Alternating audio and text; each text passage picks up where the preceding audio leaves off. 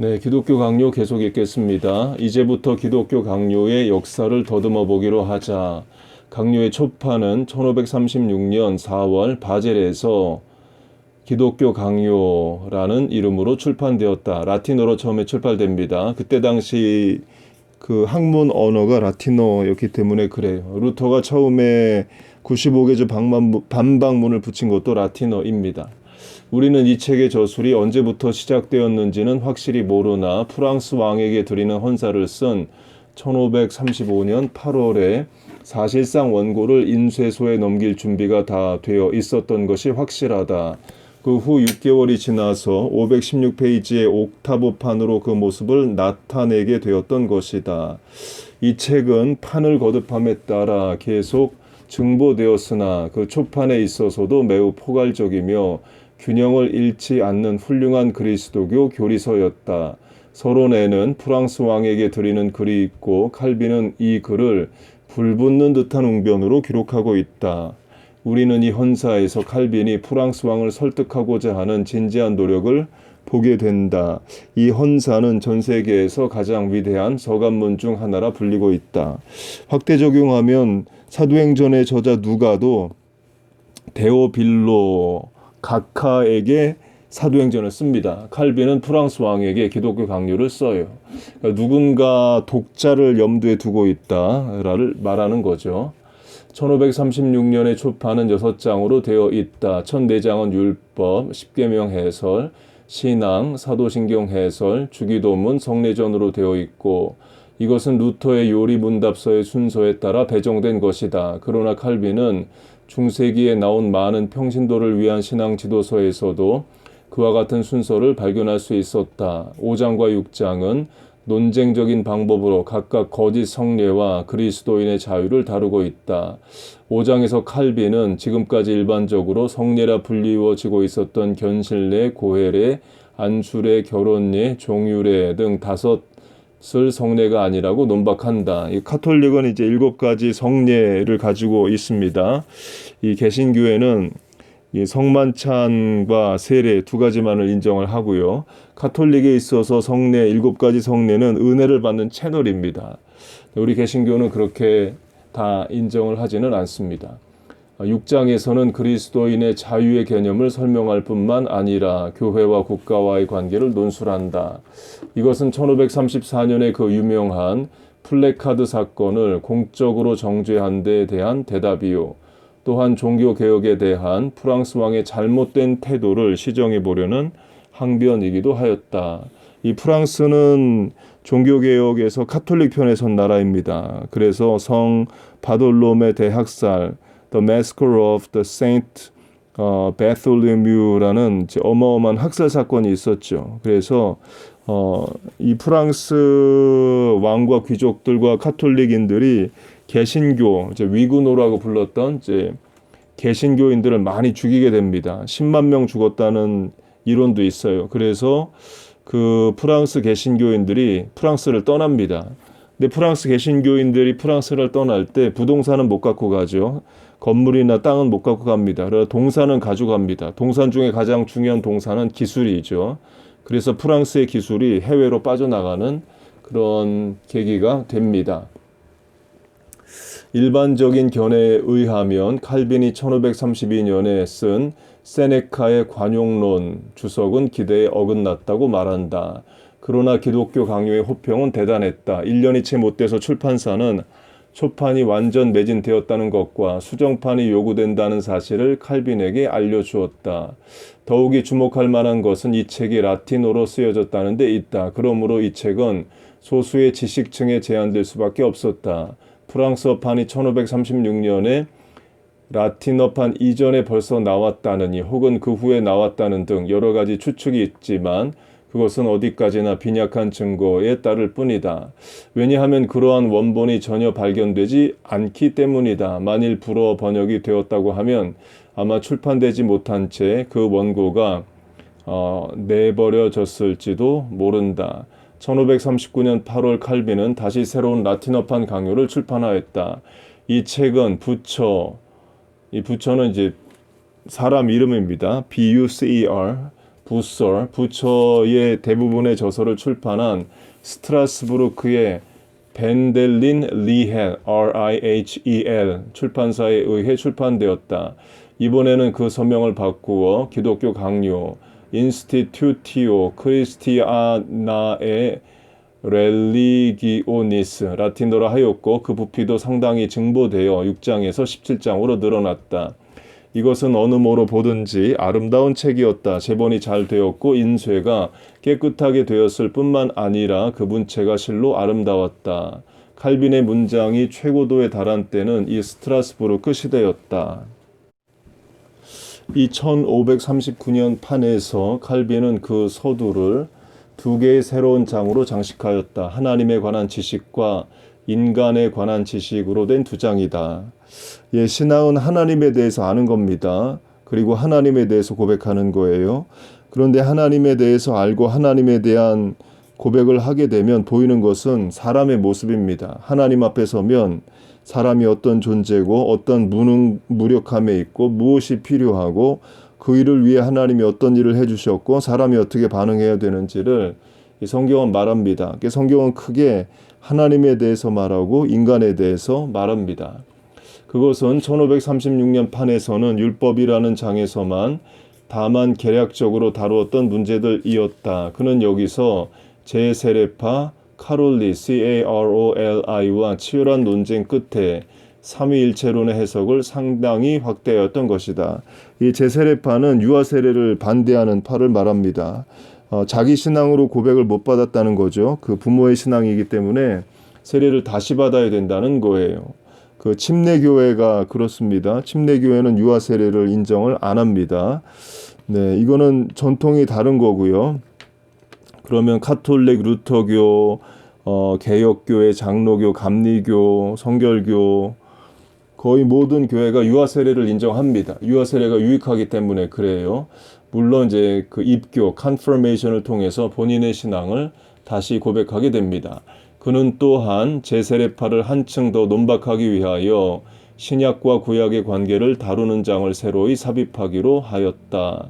1536년 판에서도 다소 다루어지긴 했지만 회개와 믿음으로 말미암은 칭의가 여기서는 새로운 두 장으로 개설되었다. 그는 또한 여기서 예정과 섭리의 교리를 처음으로 조직화했다. 흔히 칼빈의 최대 신학 논점을 예정론이라고 보는데요. 그거는 뭐 보기에 따라 그럴 수 있습니다. 근데 예정론은 칼빈이 만든 게 아니라 에베소서에 나옵니다. 창세전에 우리를 예정하사 그냥 나오는 말씀인 거예요. 네, 이렇게 되기에는 스트라스부르크의 개혁자 부처와의 대화와 어거스틴을 연구를 통해서 되어졌다. 마지막 장 그리스도인의 신앙생활은 칼빈 자신의 목회 경험은 물론 1538년에 나온 부처의 영혼의 참된 치료 The True Cure of Souls의 영향을 받은 바가 컸다. 1539년 판은 그 형식과 내용이 다 같이 현저한 발전을 보여주는 책이었다. 그는 자기 사상을 다룸에 있어서 생생하고 성숙한 면을 보여줄 뿐만 아니라 더욱 조직적인 특성을 보여준다. 그의 독서도 광범위한 것으로 나타난다. 어거스틴 이외에도 그는 여러 헬라 교부들, 특히 오리겐을 인용했고 중세 신학자들의 이름도 상당히 눈에 띈다. 신학자뿐만 아니라 고대 사상에도 그는 깊은 관심을 가졌던 것이 확실하다. 전에는 일체 볼 수 없었던 플라톤이 여기서는 자주 인용한 철학자들 한가운데 한 사람으로 나타난다. 그리고 교회사에 대한 관심도 두드러지게 나타남을 보게 된다. 이제 칼빈이 왜 이교도인 하나님을 안 믿는 플라톤에 대한 언급을 하느냐?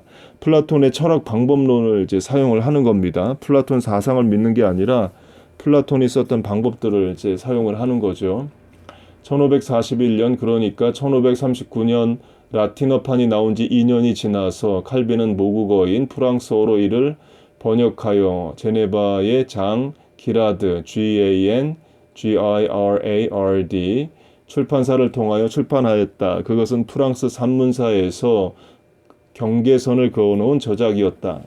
이 사실은 흔히 두 가지 근거에서 긍정되고 있다. 첫째는 프랑스어로 철학이나 윤리 같은 높은 수준의 문제를 다룬 것이 이번 기독교 강요가 처음이라는 사실이다. 둘째 이유는 문학적 탁월성이 있다. 거의 모든 학자들은 이구동성으로 1541년 프랑스어판 기독교 강요는 프랑스의 고전이며 이것 때문에 칼빈은 라벨레와 함께 프랑스 산문계의 아버지요 창시자라 불리어질 수 있다고 말한다. 칼빈은 프랑스 산문체의 특징은 명백함과 위엄과 간결함에 있다.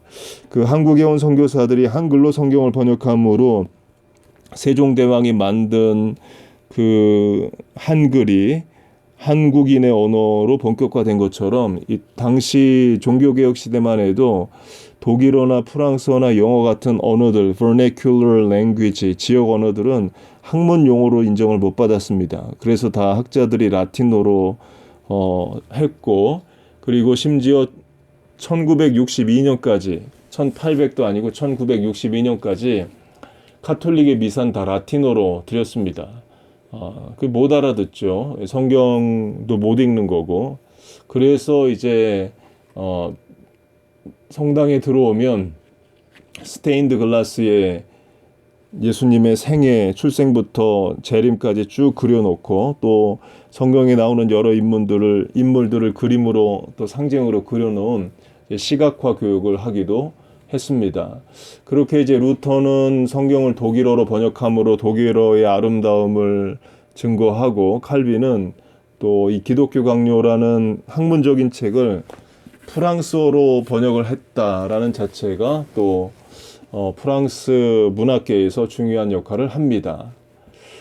그의 표현은 간결하여 꾸밀 여지가 없었던 것이다. 대중어인 프랑스 말로 기독교 강요를 이렇게 번역하였다는 것은 프랑스와 스위스의 종교개혁의 운명을 위하여 매우 중요한 의의를 갖는 것이다. 라틴어판이 지식인을 위한 저작이라 하면 프랑스어판은 대중을 위한 작업이다. 라틴어판이 신학자, 철학자, 전 세계의 지성인들을 위한 쓴 책이라고 하면 프랑스어판은 프랑스 제네바 그리고 이웃 나라의 대중들을 위하여 쓰여진 책이다. 이 프랑스어판이 끼친 영향은 루터의 독일어 성경과 그의 다른 저작들과 비교해 보면 훨씬 더 광범위하고 또 직접적인 것이다. 칼빈은 1543년에 세 번째 새로운 라틴어판 기독교 강요를 출판하였다. 그리고 이 책을 1545년에는 프랑스어로 번역하였으며 같은 해에 라틴어판이 재판되기도 하였다. 두 라틴어판은 스트라스부르크에 있는 벤델린 리헬 출판사에서 그리고 프랑스어판은 제네바에 있는 장 기라드 출판사에서 각각 간행되었다. 1539년 판에 비해서 이 판에 있어서의 개정이나 중보면은 훨씬 약하다는 것을 알 수 있다. 그러나 이 책은 전번 책과 거의 다를 바가 없다. 그 구조도 동일하다. 다만 17장에서 21장으로 늘어난 것뿐이다. 여기서 새로이 주요하게 다루는 문제는 수도서약과 인간의 전통에 관한 것들이다. 그리고 새로운 인용문들이 현저하게 눈에 띈다. 사도 바울에게서 셋, 제롬에게서 둘, 교회사가인 소크라테스로부터 하나, 엘비라 회의와 니케아 회의에서 각각 하나씩, 그리고 어거스틴으로부터 6을 인용하고 있다. 프랑스어판이 나온 지 5년 지나서 1550년에는 또 라틴어판이 나왔으며 곧이어 1551년에는 프랑스어 번역판이 뒤따르기도 하였다. 그리고 1553년과 1554년에는 라틴어판이 판을 거듭하지 않으면 안 될 정도로 불티나게 팔려나갔다. 1550년과 1557년 사이에 출판된 판수는 모두 7판, 라틴어와 프랑스 다 합해서 7판인데 이것은 새로운 한 가족을 이룬 셈이다. 이 1550년 라틴어판은 1543년 라틴어판과 마찬가지로 21장으로 되어 있으나 여기서 처음으로 장마다 절로 세분되었다. 이것은 독자들로 하여금 많은 분량의 책을 읽는데 큰 도움을 주는 것이 되었다. 이에 1550년 판에서 칼빈은 성경과 그 권위, 성자와 형상에 대한 예배에 대해서 다소 첨가하였고 양심에 대해서는 설명을 가하였다. 한편 프랑스어판은 한층 더 발전된 면모를 보여준다. 그것은 육체 부활에 대하여 새 보충 항목을 설정하고 있는데 이것은 1559년까지 라틴어판에 편입되지 않은 항목들이었다. 다소 어렵고 또 역사적이고 연대기적이라서 듣는데 좀 힘드실 수도 있겠지만 또 이런 차원도 있어요. 이런 신학적이고 어려운 책을 읽으면서 또 리프레시가 되는 면도 있습니다. 지난번 기독교 강요 시간에서 말씀을 드린 대로 영어 공부하다가 이어서 국어 공부하면은 힘들어요. 영어 공부하다가 그 다음에 수학 공부하고 이렇게 완전히 장르가 다른 것을 공부하는 것도 좋습니다. 우리가 인생 고민도 많고 걱정도 많을 때에 이렇게 이론적이고 신학적인 책을 읽으면서 우리가 다시 한번 정신도 가다듬을 수 있고 또 리프레시 할 수 있는 계기도 될 수 있겠습니다.